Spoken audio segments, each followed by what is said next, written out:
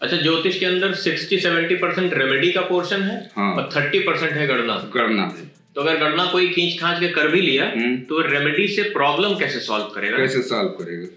और जब तक कोई समस्या का समाधान नहीं होगा तो वो चाहे डॉक्टर हो या एस्ट्रोलॉजर हो, बेकार है।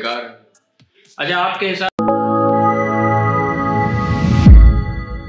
तो ये लोग ज्यादातर जीवन को बाहर बाहर क्यों देखते रहते हैं और उसी में दुख भोगते रहते हैं, उसके गहरे में नहीं जाते? अब चूंकि संसार भौतिकवादी है ना। हाँ।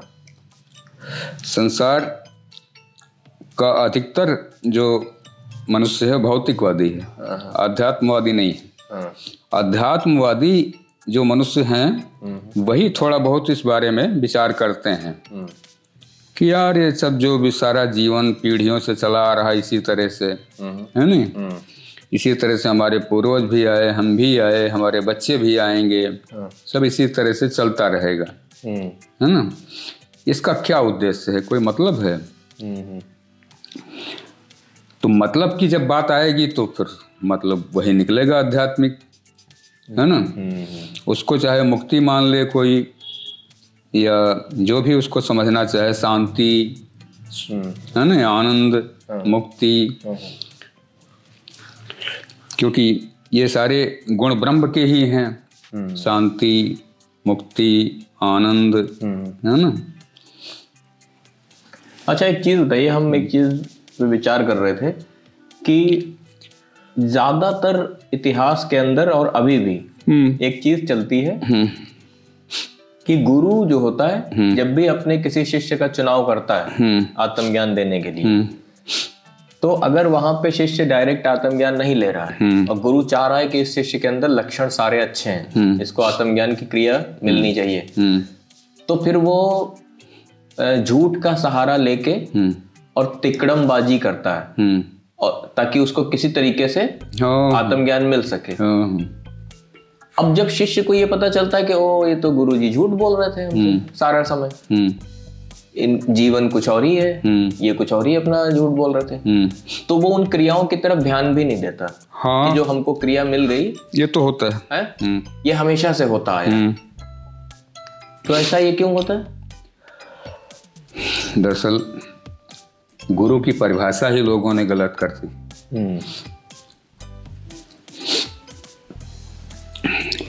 गुरु की परिभाषा इसलिए गलत कर दी कि हमारे हिसाब से गुरु का अर्थ दूसरा है और जो लोग विचार करते हैं गुरु के बारे में, परिभाषा बनाए हैं, वो उनका विचार अलग है। हमारा यह मानना है कि गु संत महात्मा सब यही बोलते हैं। संत क्या बोलते हैं कि गु नाम अंधकार, रु नाम प्रकाश, है नहीं? जो तुम्हें अंधकार से प्रकाश में लाकर खड़ा कर दे वो तुम्हारा सच्चा गुरु। एक तो ये बात हो गई। एक हो गई कि गु नाम गूढ़, सारा रहस्य, गूढ़ विषय, गूढ़ रहस्य, है ना? किसका? इस सारी सृष्टि का जो गूढ़ रहस्य है ना? रा कहते हैं जो इसमें रमण करके इसके सत्य को जान पाया। इस गूढ़ रहस्य के सत्य को जो रमण करते हुए जान पाया, वो गुरु।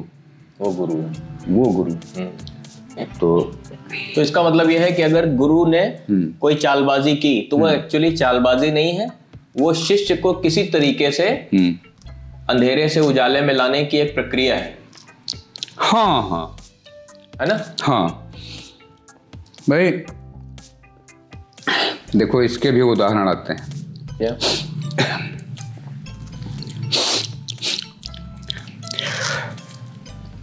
कबीरदास जी का एक दृष्टांत है, बहुत अच्छा। काशी में रहते थे तो कबीरदास जी शुद्ध शाकाहारी थे जुलाहे के घर में उनको पाला पोसा जुलाहों ने, लेकिन शुद्ध शाकाहारी थे। तो रामानंद स्वामी इनके गुरु थे, इन्होंने गुरु उनको मान लिया था। तो रामानंद स्वामी को नीचा दिखाने के लिए तत्कालीन ब्राह्मणों ने या तत्कालीन संत महात्माओं ने एक जाल बुना। क्या कि एक भंडारा किया। अच्छा। हाँ,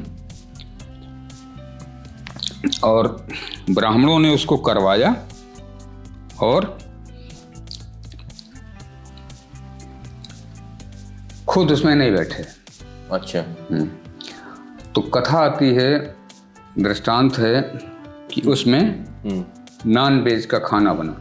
अच्छा। मछली अच्छा बनी। अब सबको मछली परोसी गई। उसी पंक्ति में कबीरदास जी भी बैठे थे, है ना।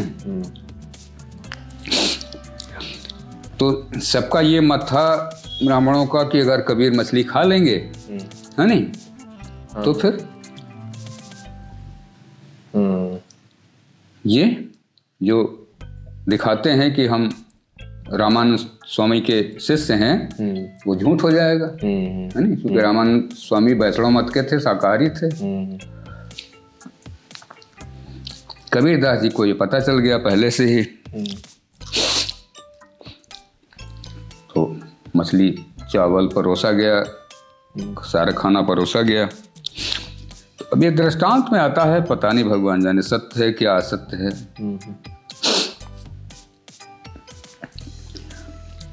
कि सबकी थाली में मछली ही थी। इनकी थाली की मछली पता नहीं साग में बदल गई, सब्जी में, या मिठाई में बदल गई, काहे में बदल गई। तो जो वहां पे उपस्थित थे लोगों ने देखा कि सब मछली खा रहे हैं और कबीरदास जी मिठाई खा रहे हैं उसी मछली की जगह पर। तब लोगों को ये विश्वास हुआ कि नहीं, ये पहुंचे हुए संत हैं कबीरदास जी। तो इस तरह तमाम घटनाएं आती रहती हैं। तो गुरु के बारे में अगर देखा जाए तो गुरु के बारे में तो गुरु ही केवल जान सकता है, बाकी कोई क्या जानेगा। ठीक बात है ना। अंतर श्रृंगार की वियोग से संयोग की यात्रा में जो संचारी भाव चलता है, वो अनाहत चक्र पर चोट करता है, उसे खोलकर मुक्त कर देता है। स्नायु तंत्र सजीव होकर ब्रह्मांड यानी पंचम तत्व में विलीन होने के लिए तत्पर हो जाता है। जिस शरीर में यह प्रक्रिया घटित होती है वो तत्काल अशरीरी हो जाता है। जो शरीर इस शरीर को देखता है वो शरीर अशरीरी की यात्रा में जाने को उमड़ने लगता है। ब्रह्मांड की आदि शक्ति जो मोह के प्रभाव में रहती है मुक्त हो जाती है और दोनों शरीर अशरीरी में संभोग कर लेते हैं। पर यह नारायण की स्थिति नहीं है। यह घटना मन के नियंत्रण में है। इसे ज्ञानी जान नहीं सकता, क्योंकि ज्ञानी मन के द्वारा छला हुआ एक नर या नारी है जो सुषुप्तावस्था में है। उसके जागने में बहुत समय है अभी। सच्चे गुरु का इंतजार और सच्ची मेहनत की कमी। सच्चा गुरु यदि मिल भी चुका हो फिर भी सच्ची मेहनत की कमी। गुरु सिर्फ चाबी देता है। अगर ताला खोलने की यादें अब चेतन में न पड़ी हूं तो चाबी एक खिलौना मात्र है। खेलो और छोड़ दो। भटको इस ब्रह्मांड में, यही तुम्हारी नियति है। भटको।